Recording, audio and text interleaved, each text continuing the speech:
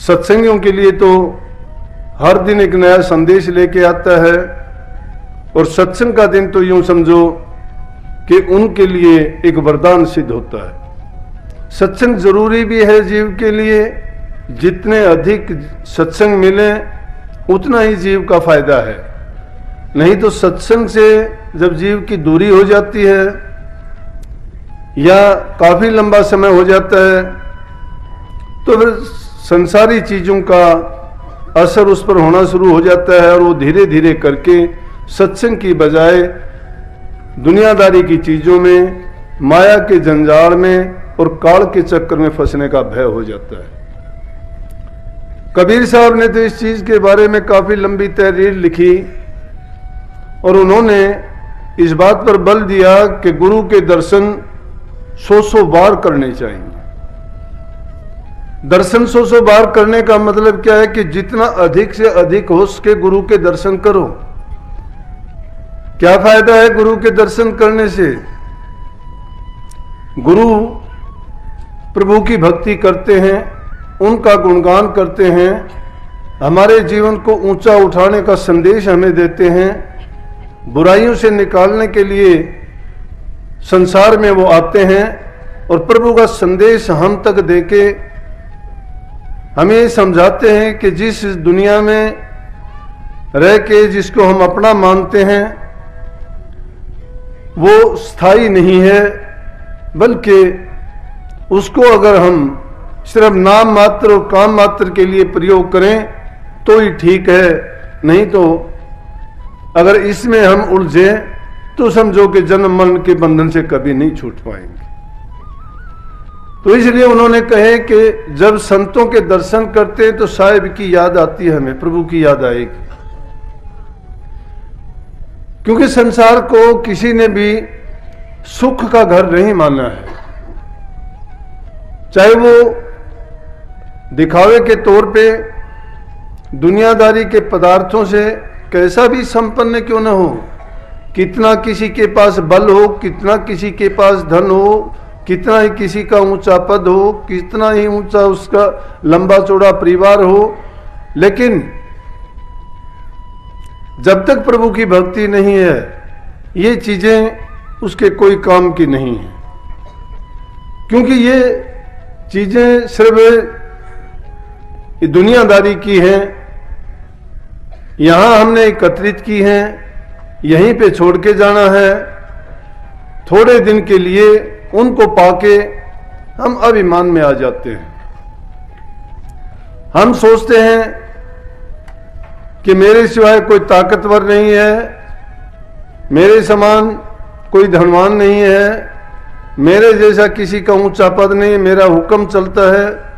लेकिन इन सब पर एक ही हुक्म चलता है और वो है मालिक का हुक्म।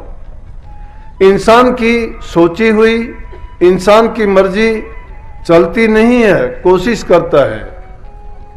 स्वतंत्रता मिली हुई है कर्म करने की, कर्म करता जाएगा, करेगा। लेकिन ये जरूरी नहीं है कि उस कर्म के करने से उसको कितना सुख मिलता है, और जिस सुख को वो प्राप्त करके सोचता है कि ये सुख है, थोड़े ही दिन में वो सुख दुख में परिवर्तित हो जाता है। बदलाव आता है। जब तक हम में गुण हैं, जब तक हम किसी के काम के हैं, तब तक हमें पूजा जाता है, माना जाता है, प्यार किया जाता है। सोच समय सबके साथ गुजरता है।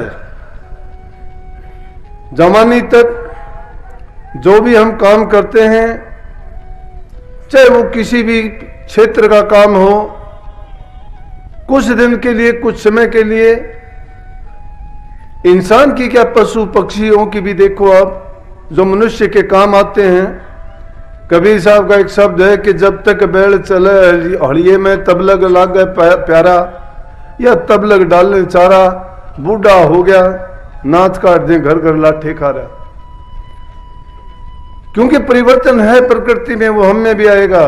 40-50 साल के बाद हमारे अंदर वो गुण नहीं रहेंगे, या हम किसी काम के नहीं रहेंगे, हमें भी कोई नहीं मानेगा। जिनको अपना कहते हैं उनके लिए भी हम भारी हो जाएंगे। जिन चीजों को हमने अपनाया था वो चीजें भी हमें कड़वी दिखाई देने लगेंगी। लेकिन एक चीज जो कभी भी इंसान का साथ नहीं छोड़ती, कभी भी उसमें दुख नहीं मिलता, वो प्रभु की भक्ति है। अगर ये जीव सच्चाई के साथ उसको अपनाए और उसको पूरी श्रद्धा के साथ, जिस तरह से संसारी चीजों को अपना मन दे देते हैं, अपने ख्याल, अपना आराम, अपनी सुख सुविधा त्याग के उनको अर्जित करते हैं, अगर इतना समय हम प्रभु की भक्ति में लगाएं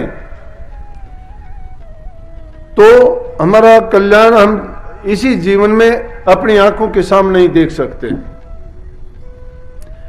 इंसान को इतबार बड़ा मुश्किल से आता है,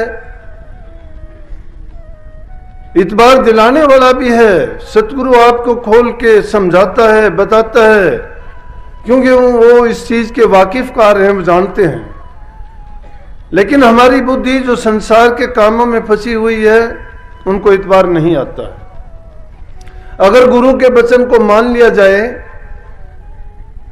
क्यों मान लिया जाए ये भी मैं बता दूं कि गुरु के वचन में कोई गुरु का स्वार्थ नहीं है। अगर उनके स्वार्थ की बात है, किसी के भी स्वार्थ की बात होगी, तो हो सकता है कि उस बात का हमें फायदा ना हो। लेकिन सतगुरु हमेशा निष्पक्ष, निर्लेप, निष्काम और निस्लाभ की बात करते हैं।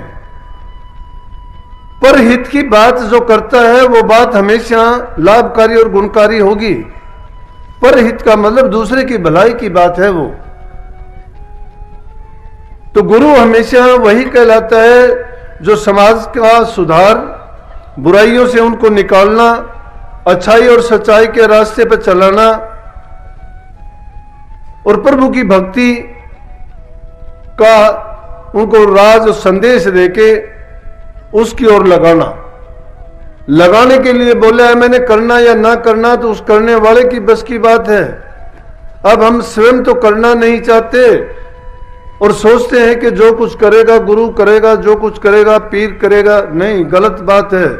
जो कुछ करना है वो करो तो आपके, लेकिन ताकत हमें कौन देगा? गुरु देगा। गुरु कब देगा? गुरु में जब अपनी श्रद्धा हम जोड़ देंगे तब हमें गुरु की शक्ति मिलती है, नहीं गुरु की शक्ति नहीं मिलती। हमारे शास्त्रों में जो बातें लिखी गई हैं उनको ये नहीं कह देने से भी काम नहीं चलता कि वो मिथ्या है या हमारी मदद नहीं करती। करती हैं हमारी मदद।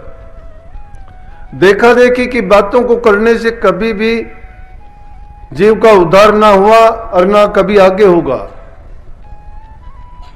जो भी बात कही गई उन बातों को अगर हम अमल में लाते हैं और उनको